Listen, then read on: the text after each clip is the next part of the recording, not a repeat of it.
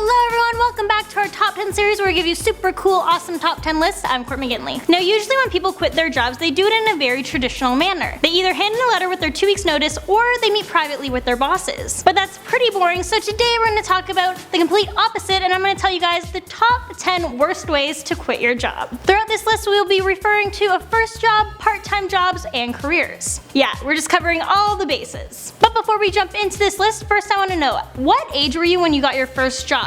Or if you're younger and haven't yet got your first job, what age do you want to get your first job? Let me know your answer down in the comments. Alright, let's get started. In our number 10 spot, we have through email or a note. Now out of all the options on this list, this comes in our number 10 spot because it isn't the worst of the worst, but it's still pretty bad. This is a bad way to quit because it's very impersonal. There's no interaction or communication whatsoever. You've just made up your mind and that's that. But when you're at a job that you can't stand and you know you're sure you're doing the right thing for your sanity by quitting, then hey, this is the easiest way for you to get out, even if your former bosses aren't gonna like it. Moving on to our number 9 spot, we have lying.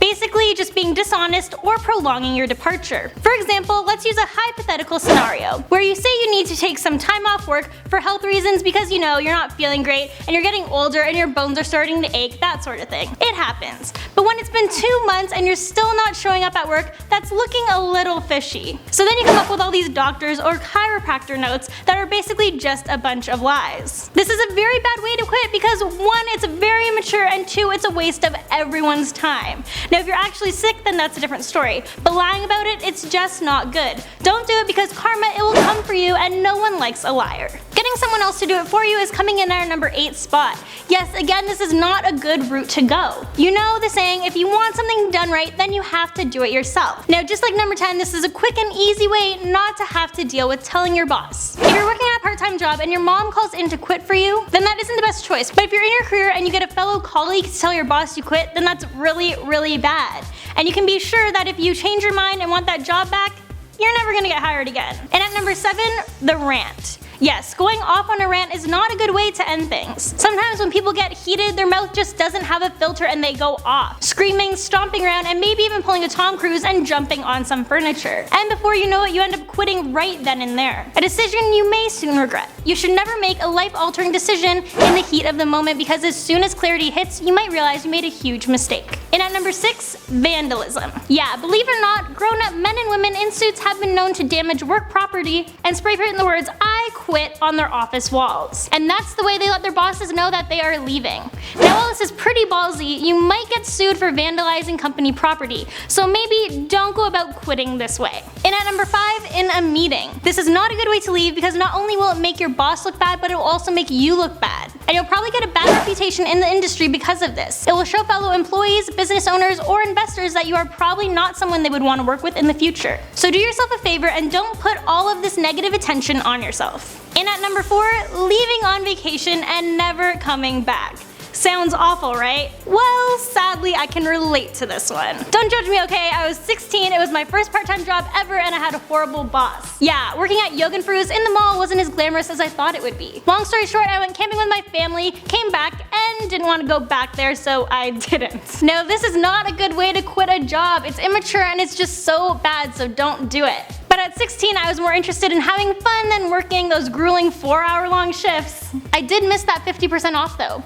But then I started working at a Cineplex movie theater where I got free movies. Yeah, life goals. And at number 3, on the spot. This is a pretty awful way to quit your job. Just like number 4, you're going to be leaving the company short-handed.